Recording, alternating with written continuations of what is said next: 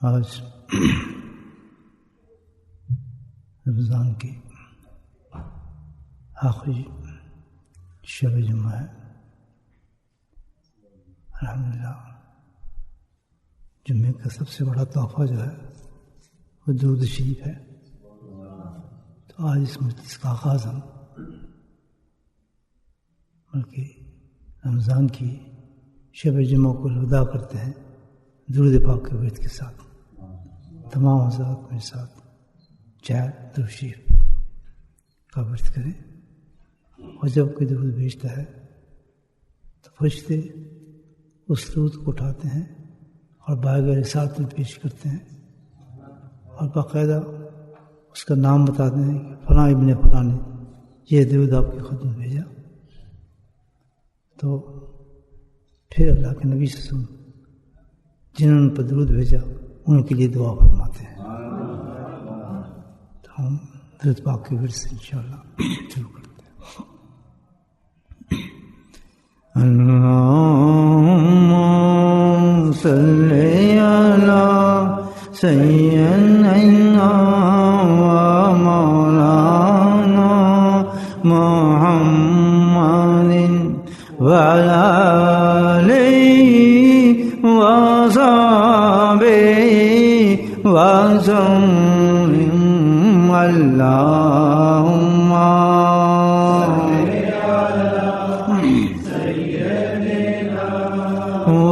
ومولانا محمد وعلى آله وصحبه وسلم. اللهم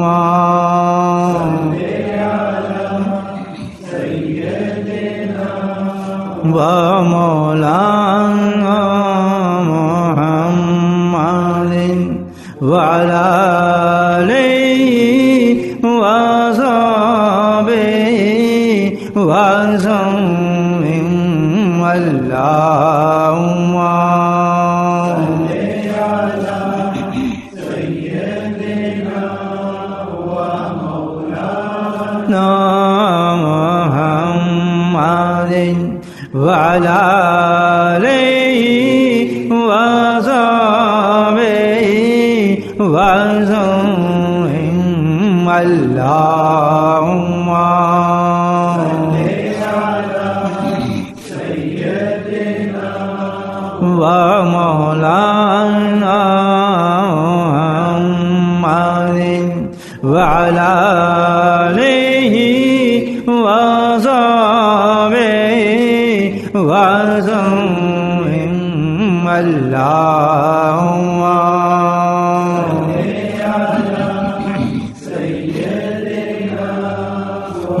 ومولانا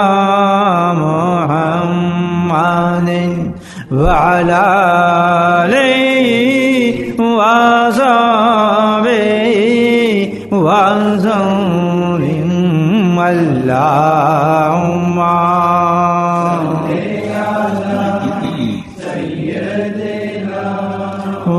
ومولانا محمد وعلى آله وصحبه وسلم.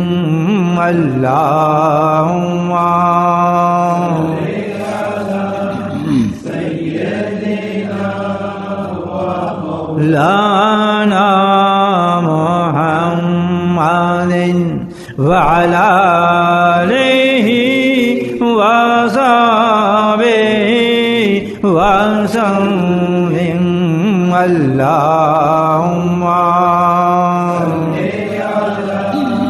سيدنا ومولانا محمد وعلى آله وصحبه وسلم.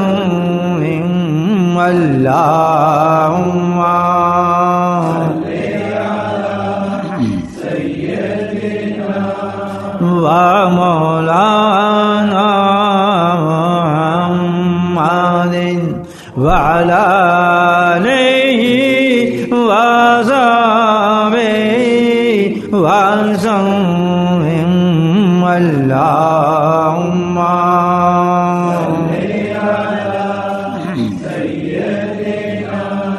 ومولانا محمد وعلى آله وصحبه وسلم اللهم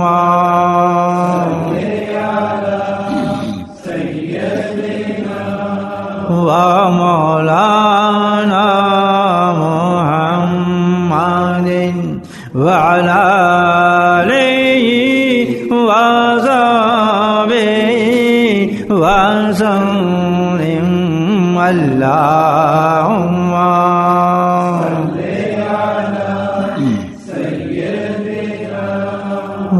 ومولانا محمد وعلى آله وصحبه وسلم.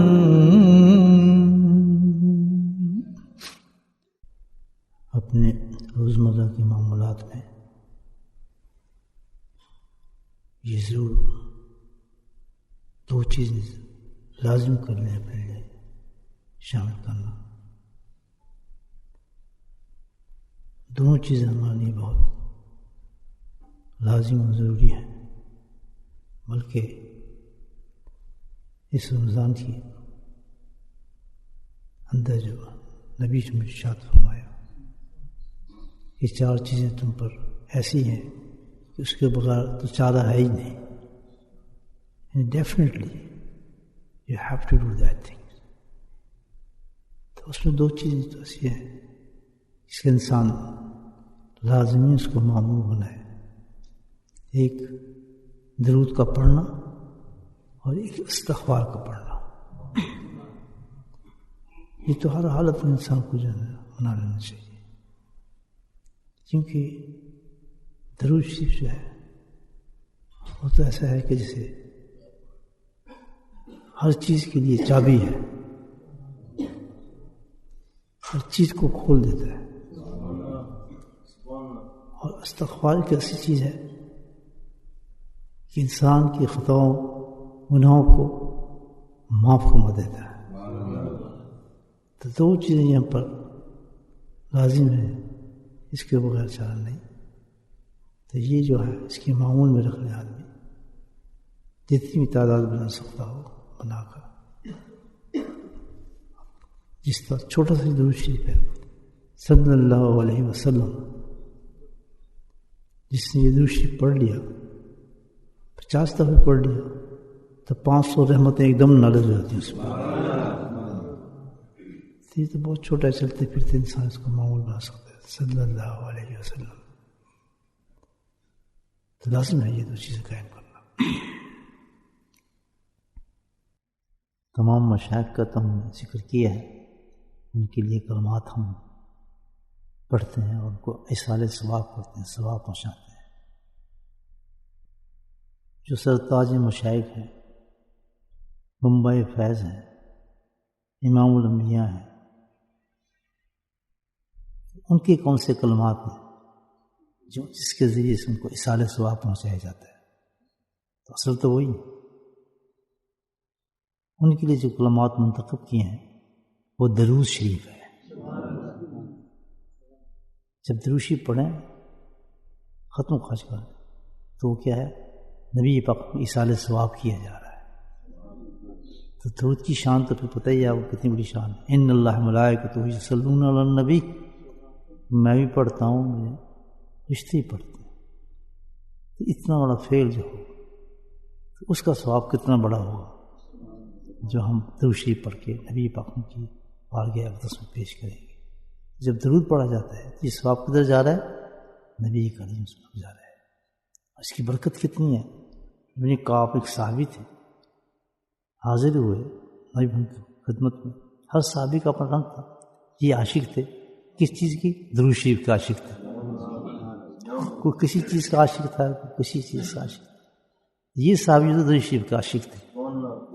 تو حاضر ہو کہنا یا رسول اللہ میں آپ کو درود بھیجتا ہوں، مفہوم بتا رہا ہوں آپ کو حدیث کا. تو اتنی تعداد تو بھیجتا ہوں.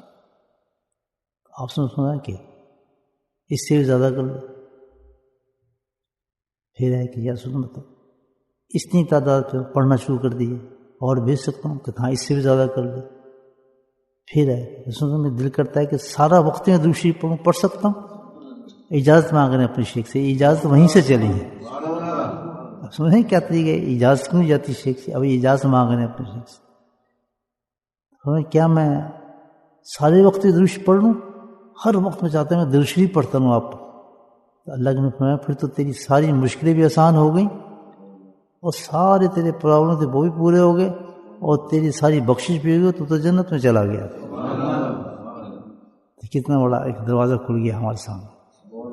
ایک مقام پہ جب شیخ درود کی اجازت دیتے ہیں, کہتے ہیں اب تم درود کا وردی کرو. ایک مقام ہوتا ہے ہر سٹیج پہ انسان, اس وقت انسان کی یہ حالت ہو جاتی ہے. اور یہ ثابت ہو گیا حدیث, ایک صحابی کا فعل تھا, کوئی بدعت نہیں ہے.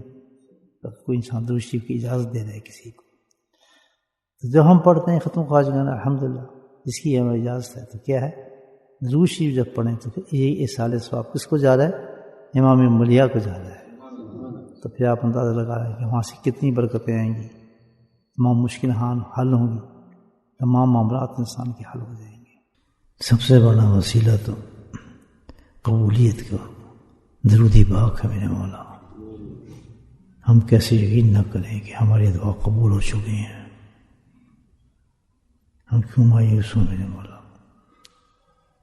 تیرے درود پاک کے وسیلے سے میرے مولا ہو نہیں سکتا کہ دعا قبول نہ ہو. درود شریف پڑھیں. اللہم صلی اللہ. حضرت عمر رضی اللہ تعالیٰ اور دوسری حدیث میں حضرت علی کرم اللہ وجہہ فرماتے ہیں کہ چاہے بندہ جتنی دعائیں مانگ لے, جتنے کلمات پڑھ لے, جیسے کہ اللہ پاک نے ہمیں توفیق عطا فرمائی ہے, وہ آسمان پہ ملحق رہتے ہیں, لٹکے رہتے ہیں, آگے نہیں جاتے. یہ کمال, یہ نورانیت, یہ طاقت اللہ نے درود پاک میں رکھی ہے کہ جیسے ہی بندہ درود پاک پڑھتا ہے وہ سارے کلمات اللہ کے دربار میں پیش کر دیے جاتے ہیں. اور جب وہ کلمات اور دعائیں اللہ کے حضور پیش ہوتی ہیں تو کلمات کی طرف توجہ نہیں فرماتا, بلکہ درود پاک کو دیکھتا ہے, اس کی برکت سے ان کو فوراً قبول فرما لیتا ہے. اللہ سبحانہ تعالیٰ کو یہ عبادت درود پاک پڑھنے کی اتنی محبوب ہے کہ خود قرآن میں فرماتا ہے ان اللہ ملائکتہ یصلون علی النبی. اپنی نسبت اپنی طرف قائم فرماتا ہے اس عبادت کو. ہم نماز پڑھتے ہیں لیکن ہمیں نماز کا حکم دیتا ہے, خود نہیں پڑھتا. ہم روزہ رکھتے ہیں, ہمیں روزے کا حکم دیتا ہے, خود نہیں رکھتا. ہم حج کرتے ہیں, ہمیں حج کا حکم دیتا ہے, خود نہیں کرتا. ہم زکوٰۃ دیتے ہیں, زکوٰۃ کا حکم دیتا ہے, خود نہیں کرتا. لیکن ہم درود پڑھتے ہیں تو کہتا ہے میں بھی درود پڑھتا ہوں.